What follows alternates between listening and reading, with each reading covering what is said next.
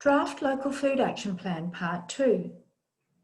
Welcome to Module 2, Section 3, Part 2. Parts 1 and 2 are where you can draft your Local Food Action Plan. You should have made a start on Part 1 by now, or even finished that section.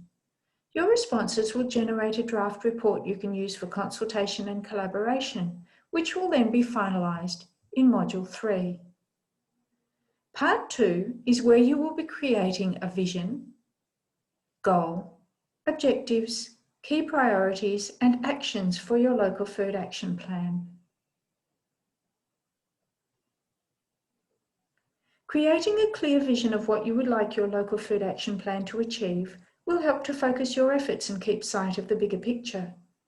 Write your vision statement in the text box.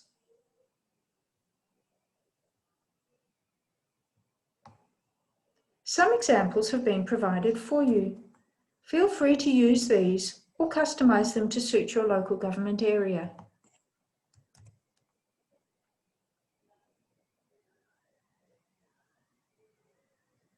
Goal statements describe the long-term benefits you would like to achieve. Write your goal statement in the text box. Some examples have been provided for you. Feel free to use these or customise them to suit your local government area.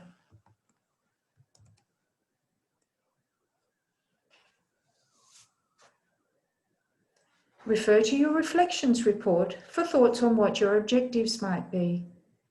You may like to focus on areas where you can make changes, areas where you are not currently active, or areas where you can consolidate the work you have already begun. Some objectives have been provided for you. Objectives 1, 2 and 3 align with ideas generated in the Community Food Profile Report. Objective 4 relates to building capacity.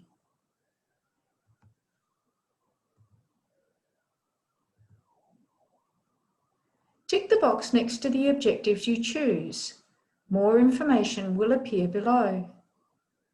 Each objective has a separate set of priorities, so be sure to scroll all the way down.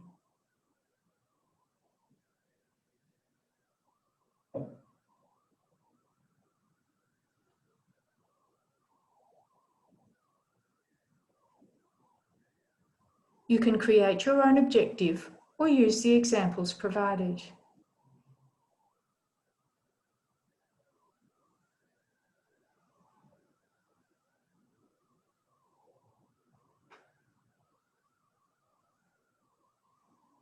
For each objective you have selected, you will now be asked to identify your key priorities and actions. Remember to be selective about how many priorities and actions you choose so that you don't overload yourself with work.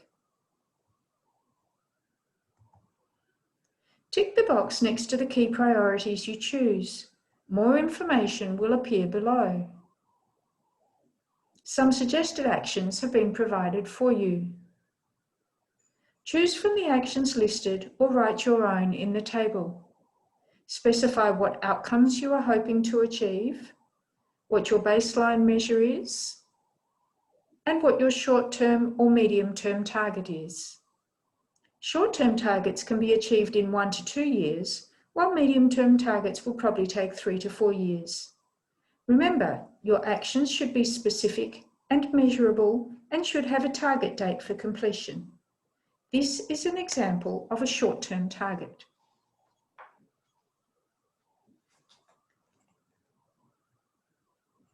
Remember to fill in any strategic documents and links that relate to your outcomes and targets.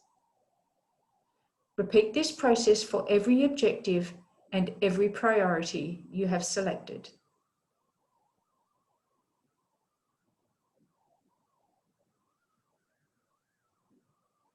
Outcomes and targets are the tools you will use to evaluate your Local Food Action Plan.